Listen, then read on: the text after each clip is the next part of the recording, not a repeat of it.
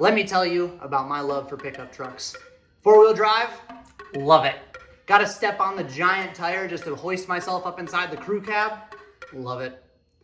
American built, hold my beer, toss that lawn dart over the shoulder, stick a squirrel in the tree, cook that sucker up for stew, V8, love it. So naturally, I bought myself a 2006 Toyota Prius.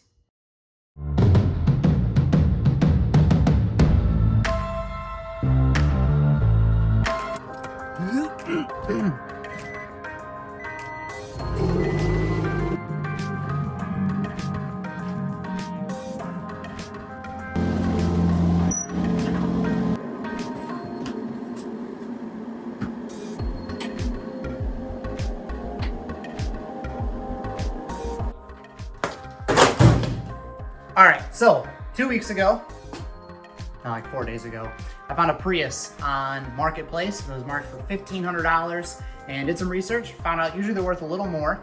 And so naturally, I asked the guy if he would take $1,000 for it, got over there, took a test drive, found out on location that it wasn't a wreck beforehand.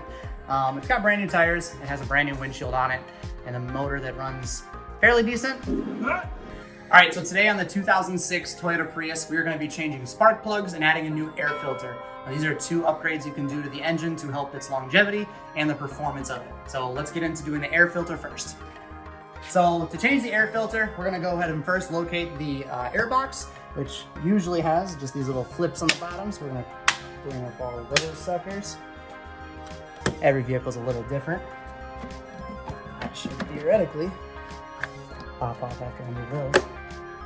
Now this right here is your air filter. So we're gonna go ahead and take this out. Oh yeah,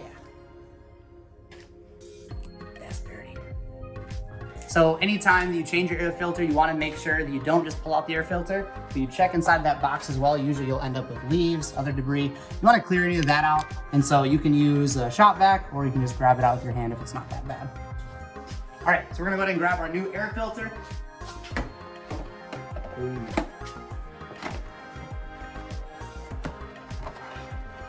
All right, so we got the new air filter. Now let's go ahead and compare it to the old one just so you guys can kind of see the difference between your old air filter and your new air filter.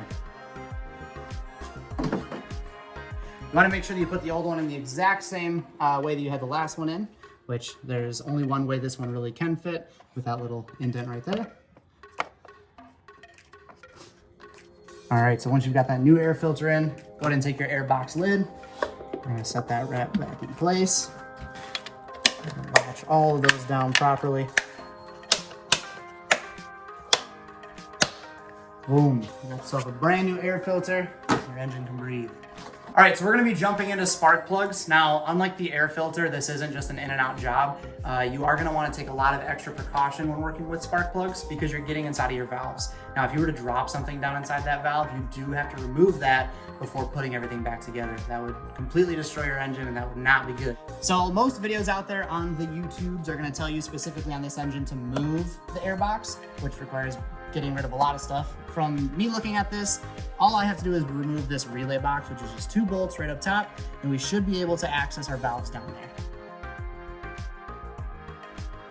All right, so the tools you're gonna need to change the spark plugs on your 2006 Toyota Prius is a 3/8 drive ratchet, 2 10mm, 1 deep, 1 regular, 2 extensions. You're gonna use a 5/8 spark plug socket and a knuckle, a flathead screwdriver.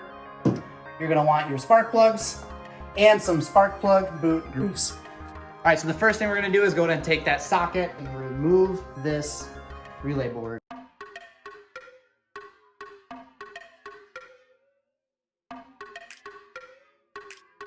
All right, so to remove these coil packs from the valves, it's gonna use a 10mm, and to use that extension with a regular 10mm, it was just barely too long to get down inside of there and actually get it out. So we're using the long socket. And we're just gonna break those loose, and we should be able to get them the rest of the way just by hand.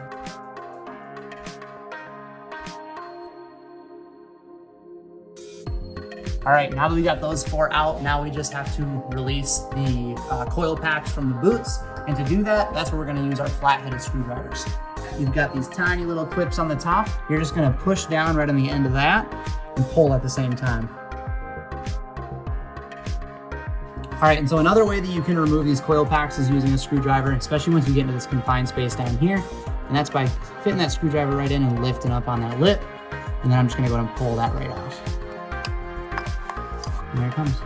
Now that we have successfully removed all the coil packs, what we're gonna be doing is pulling those boots right out of there. And now remember, this is the point where you wanna make sure that nothing falls down inside of that cylinder. So making sure there's not any junk, leaves, dirt all up on your cowl up here, because you do not want anything falling down inside of that cylinder. All right, so this is your cylinder boot. And what you're gonna be looking for on this one specifically, because we're not changing wires, is looking for a bunch of cracking. What you're gonna wanna do is put these in order. Again, so remembering that same order that everything goes together, you're gonna lay out. All right, so at this point, you're gonna go ahead and grab your ratchet with what I have 2 extensions on here because my smallest extension is barely too long to get down inside of there. Obviously that knuckle and your spark plug socket. What you're gonna do is you're gonna reach down in there real gently. You definitely don't wanna be smacking the side walls of the valve.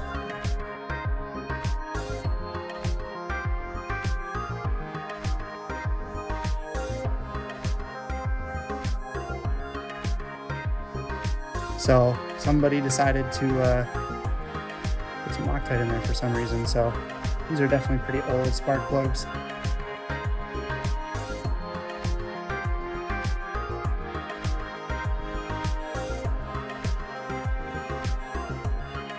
And again, this is not nearly as bad as some that I've seen.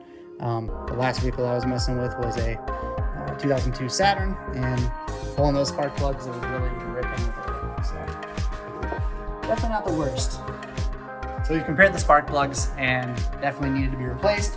Also, these boots definitely need to be cleaned. And so in order to do that, you don't want to spray anything down inside of there. Anything that's going to drip inside your valves is not good. So just a dry paper towel. And what we're going to do is we're just going to clean up these boots as best we can. So what we're going to do is take this, we're going to put it on both sides before applying it back to the boot themselves.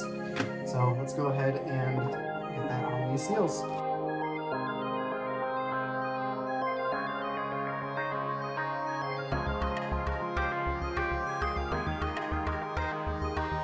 So what we're going to do is we're going to take that first spark plug. I like to do everything just in reverse order. So we're starting out with that 4th cylinder. Now this is a little tip.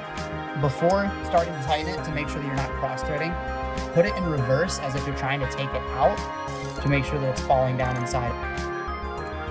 Now before we go ahead and put the rest of the spark plugs in, what I want to do is just immediately put that boot right back in place and attach the coil pack. Just going to finger tighten that bolt that holds that boot in place.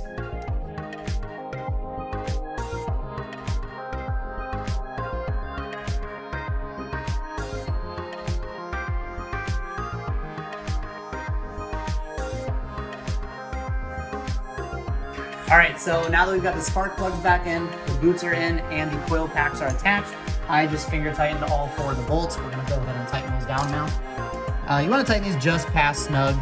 You definitely want them not to shake out at all and loosen on their own. You also don't wanna tighten them to the point that you're gonna break anything. Set that where it might fall. We're gonna take that relay box. I'm gonna attach that right back up into place.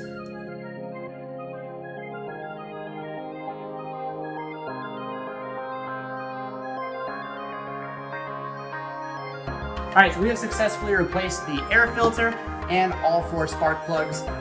We re-lubricated those boot seals on it, so hopefully compression is a little better there. We get a little better performance out of this.